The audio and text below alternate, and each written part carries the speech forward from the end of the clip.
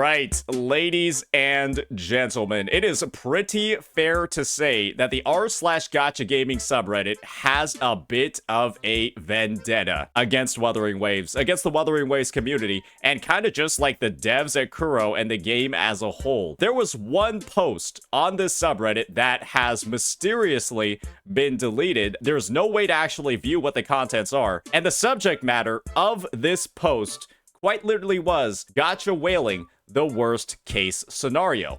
And what this poster was originally doing was simply comparing, in the worst case scenario where you're losing every single 50-50, right, and you're spending an exorbitant amount of money to C6R5, S6R5, E6R5, you know, a character, how much it would actually cost you, assuming that your luck is, you know, not really on the great end and you're hitting a lot of those like brick walls when it comes to losing 50-50s. And so with that, what this individual did, your lily in a pot, was that they calculated, knowing that each pull is about $2.50, what it would cost in every single game to max out a character and their weapon. And the thing is, ladies and gentlemen, they did the math. They brought the glue. They even brought in adjustments for having things like top-up bonuses, for having games like Genshin Impact costing you, at maximum, around $5,700. But with, you know, some of those top-up bonuses, around $4,500. We're seeing Tower of Fantasy in 2021, $4,500. That gets bumped down to maybe about, you know, $3,470 based off of those top-up bonuses too. And then Honkai Star Rail, $4,800 down to about 3.8. And then we got Wuthering Waves. Boy, oh boy, Wuthering Waves. And this is where things get bad, ladies and gentlemen. This is where things get bad. Everything we've been seeing so far when it comes to games like Genshin Impact, TOF, and HSR, it's just all been facts, right? It's taking the rates that are in the game. The guy's done the guarantees, or the guy's calculated how much it costs for every single guarantee. We're just spitting objective information here with some room for some statistical discrepancy. We have done the math, we've done the work, we're providing pretty accurate data just so that people can understand, right, what the impact of gacha whaling looks like in the worst case scenario. We're just trying to help people out here and show how predatory each game actually is. And so when we get to Wuthering Waves, right, we're seeing all of these calculations. We're seeing how much it costs for, you know, the R5, the S6 character, and the R5 weapon. Boy, oh boy, it is significantly less than the previous games that we saw before. We're in the absolute worst case scenario where you lose every single 50-50. You're at about $3,000. And then when you consider those top-up bonuses, we're down to about 2.3K. And we're even showing the Astrite totals as well. This is all just information. It's all just numbers. And then we get to Zenless Zone 0, and we're seeing the numbers spike back up to like 5.2. and then down to 4K without the discrepancies. Oh, I see a question from Fob over here, our premier whaler. You see how there's this 1600 over here? This is the discrepancy that they're talking about. So there is a top-up bonus. It's just bigger if it's the first time one. Why would you ever calculate that when that bonus 1600 always exists? What if I'm buying this 500 times? Why would you ever do that? Because I'm a dumb gacha gamer who doesn't understand that. When it comes to these numbers that are being calculated, we might not necessarily want to focus on these raw numbers over here. We probably want to focus on those that are showing up without discrepancy, because those numbers without discrepancy, they're going to factor in all of these bonuses that we typically get. And if you're going to be a big spender like that, it's going to factor in the 1600 that you get on top of, right, the 6480. And so we do get to that 80-80 total in games like WuWa, in games like ZZZ, in games like HSR, and of course in games like Genshin Impact. People did not really like seeing the truth behind some of these numbers. People really didn't like it at all. Because when you start looking at, with all of Wuthering Waves' bonuses, right, which are being equaled out across all of the games, it is about $2.3K, or 192,000 Astrite. And guys, I'm gonna be real here. Looking at some of the data over here, a C6 Genshin character, assuming you lose every 50-50 and reach high pity, is gonna be 2.1K. A C6 R5 or S6 R5 Wuthering Waves character with their weapon fully maxed out and all of their sequence nodes is about $200 more than just the Genshin character. It's about $200 more than just the C6 Genshin character. Holy moly. Then we get into Zenless Zone 0.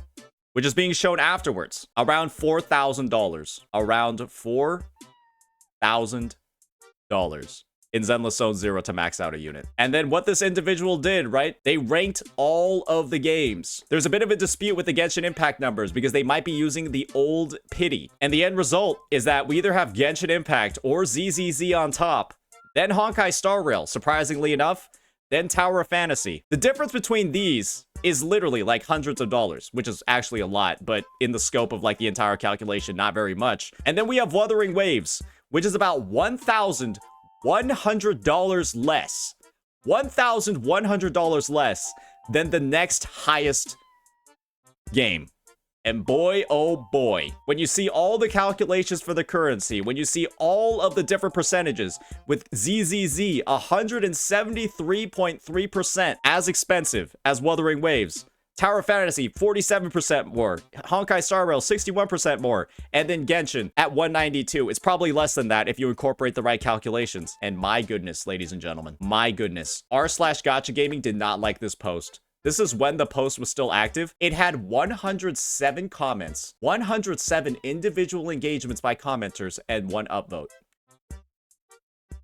How is it that a person that's just compiling together data, that's just looking at currency expenditures across the games, looking at the pity rates, the guarantees, looking at how much it costs in the shop. They're just looking at things like how high the pity is for each game. They're looking at things like whether or not the weapon banner is guaranteed. And they're just creating worst and best case scenarios for all the various games and then listing them out and then showing what your potential expenditure is going to be. And this post got murdered. This post got murdered. It got directed. It has more forwards and links to other places than it does upvotes. And ladies and gentlemen, it's not like they're even trying to have an agenda over here. They're just listing the information and the data about all the separate games, and this post got fucking terminated by the mods.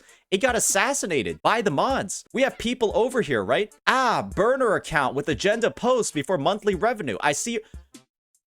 Where's the agenda? Where's the agenda? They're just listing facts about the games. They're just listing facts about the games. They even put in without discrepancy and with discrepancy, so that people could have all of the full data of what it could cost. It's not like they're purposely omitting one of these set of numbers to drive an agenda. In fact, providing all of this data and then showing how the calculations can differentiate, that just proves that they don't have one. It is simply objectively true that a game like Wuthering Waves, where you have a guaranteed weapon banner at 80, and then your character banner is at 80, which is lower than Hoyoverse Games, which is at 90, it's going to cost less. And simply stating those facts and then drawing comparisons to other games was enough to get this post brigaded and then deleted by the mods. Boy, oh boy. I guess r/hoyogaming just doesn't like facts. I guess they just don't like facts. Okay, the base math isn't facts, it's just misinformation. I think that it is selectively tailored information that is not necessarily wrong.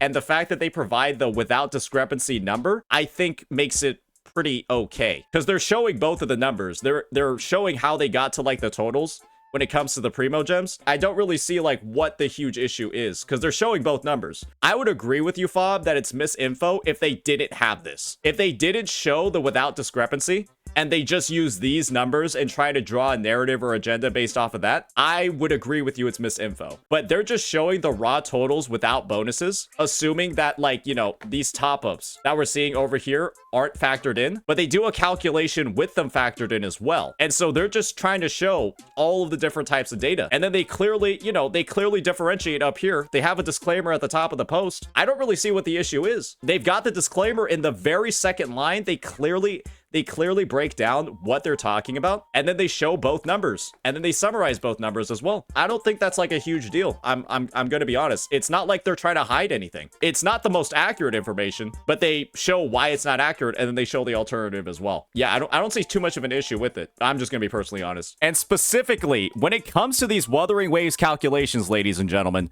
the poster is actually overstating how much Wuthering Waves costs, because we all know that Kuro has those $10 bundles, those $30 bundles that give Astrite and Pulls, and those aren't even being factored in at all. But that's the thing. I think it's fair for them to not factor them in, because you only get those 2 times a patch cycle. And there are chances, there are opportunities, right, for 2 characters to rerun at once. And so if you use the bundles on one character, you can't use them on the other. And so I think they're just trying to like make the playing field as even as possible and not incorporate those bundles, knowing that the other games, I think ZZZ has bundles as well. Yeah, ZZZ has bundles as well that you can just buy from the shop for pulls.